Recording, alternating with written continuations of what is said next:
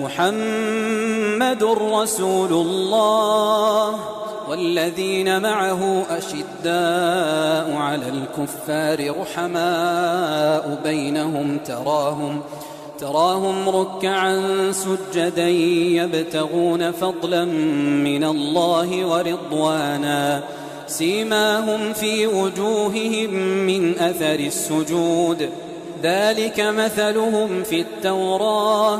ومثلهم في الإنجيل كزرع أخرج شطأه فآزره فاستغلظ فاستوى على سوقه يعجب الزراع ليغيظ بهم الكفار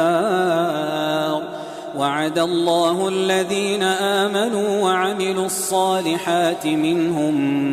مغفرة وأجرا عظيما.